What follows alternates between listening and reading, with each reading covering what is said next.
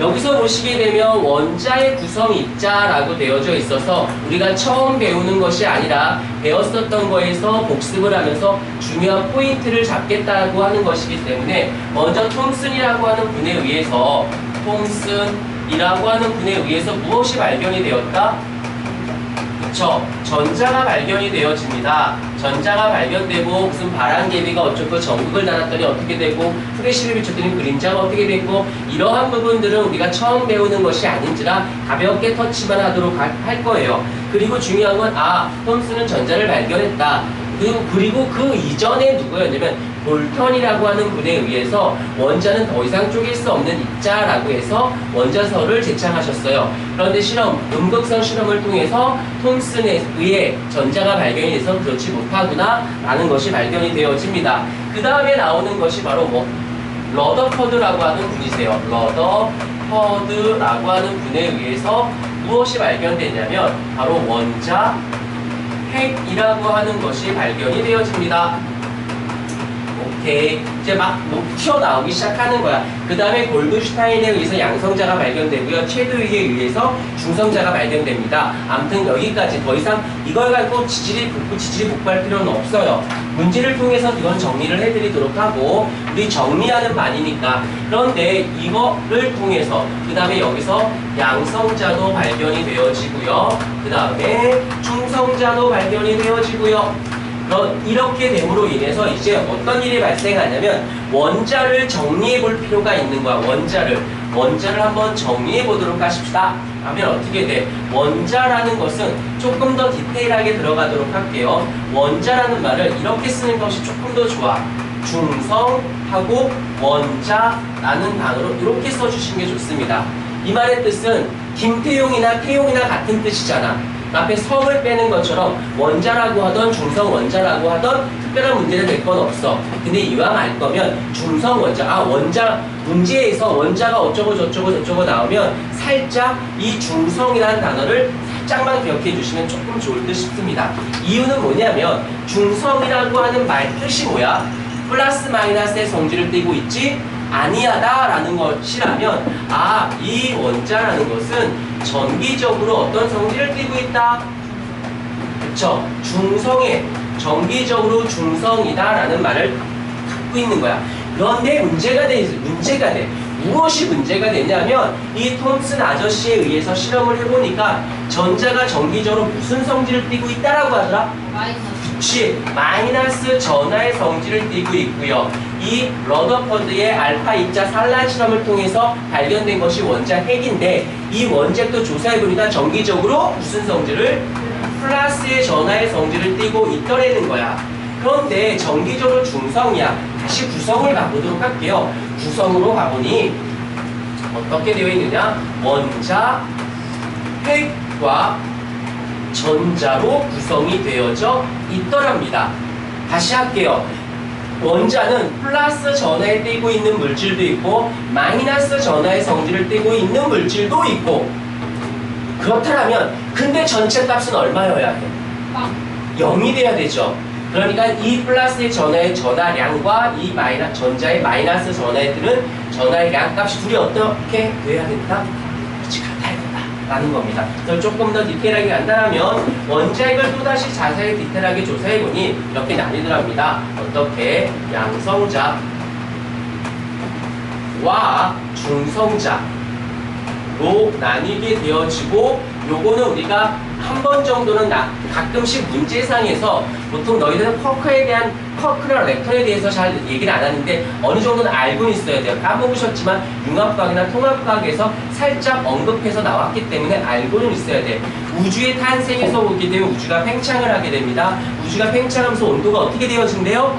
낮아집니다. 낮아짐으로 해서 물질 간에 무엇이 생겨? 인력이 생기면서 이 무엇이 렙톤이라고 하는 물질은 결국엔 무엇이 되어졌대요? 전자가 되어지고 마이너스 전하의 성질을 띠고 있고 한 번만 듣고 그냥 가볍게 왜냐면 문제상에서 결정적인 답은 아니나 이런 문장들이 살짝 나오기 때문에 해줄 필요는 있습니다. 업커크라고 하는 것이 있고 또 누가 있대요? 그치, 다운커크가 있대요. 업커크는 정기적으로 어떤 성질을 얼마의 성질을 전기적 성질이 플러스 3분의 2의 만큼은 다운 커크는 마이너스 어휴 대답도 잘한다 이렇게 되어져 있답니다. 근데 양성자라고 하는 아이는 어떻게 업커크가 몇 개? 업커크가 2개를 가지고 있고 플러스 다운 커크를 몇 개 갖고 있대요? 1개를 가지고 있어서 전체 값이 얼마가 돼? 플러스 1이 되어진다죠. 근데 다운 커크 중성자는 어떻게 되어 있냐면 업커크가 하나 있고요. 이거 왜 이래? 업커크가 하나 있고요. 그 다음에 다운커크를 몇 개? 2개를 가지고 있음으로 인해서 정기적으로 얼마의 성질을 띈다? 0을 띱니다. 그 다음 랩토는 마이너스 전하의 하나의 성질, 전하의 성질을 그냥 띄고 있다라고 보시면 마이너스 전하의 성질을 띄고 있다고 해요. 자, 숫자로만 얘기할게. 이 양성자 한 개의 전하량은 플러스 1.6 곱하기 10의 마이너스 19 쿨롱이고요. 전자 하나의 정기적 성질은 마이너스 1.6 곱하기 10의 마이너스 19 쿨롱입니다. 그러니까 전하량은 같아. 그러다 보니 여기서 중요하게 따질 필요가 뭐가 있냐면 이것이 중성이다, 정기적으로 중성이다라는 말의 의미는 다시 할게. 원자란, 자 여기서 원자란 무엇을 의미하느냐면 바로 원자 핵의 개수와 전자의 수가 어찌합니까? 같아요 란 말을 담고 있기도 해요. 그래야 얘가 플러스인 게 얘가 마이너스인 게 개수가 같아야지만 중성이잖아. 그걸 우리는 원자라고 얘기하는 것이고요. 이해가 되셨습니까? 그런데 이 원자 핵은 결국엔 누구랑 같은 거야? 원자 핵의 정기적 성질은 누구에 의해서 결정이 되어졌다? 양성자에 의해서 결정이 되어진 거잖아. 오케이? 지금 눈 뜨고 조는 거 아니죠? 그래서 양성자의 개수가 곧 무엇을 또 의미한다? 전자의 수를 의미하기도 합니다. 라고도 얘기합니다. 되셨나요? 그러면 이거 나오면 희한하게도 얘가 나오면 그런가 보다 하고 끝내지 말고 이걸 나오면 너희들 머릿속에서 분명히 이게 문제에 나왔다면 분명히 어디 보기가 되었던 어딘가에는 질량수라고 하는 내용이 있을 거야 라고 think하고 출발하시는 겁니다. 질량수라는 어휘가 안 나왔어도 어딘가에 나와야 돼요. 아니면 동위원소라. 왜? 질량수라고 하는 개념과 동위원소라고 하는 개념이 여기에 슥 들어가줘야 문제가 만들어질 때 깔끔하게 복잡하게 보이거든. 되게 깔끔한데 헷갈려. 그게 이 개념을 설명할 때 바로 질량수와 동위원소라는 개념이 들어가줘야 그게 문제의 맵시가 만들어지니까. 그래서 그대로 이어가 보도록 할게요. 질량수라고 하는 개념이 있습니다. 이 어휘 자체를 잠깐만 보면 말이 안 된다? 왜 말이 안 되냐면 질량이라는 건 무게적 개념이야. 무겁다, 가볍다. 이건 수는 뭐야? 개수야. 몇 개니, 몇 개니? 자, 그러면 5개가 있고 10개가 있어.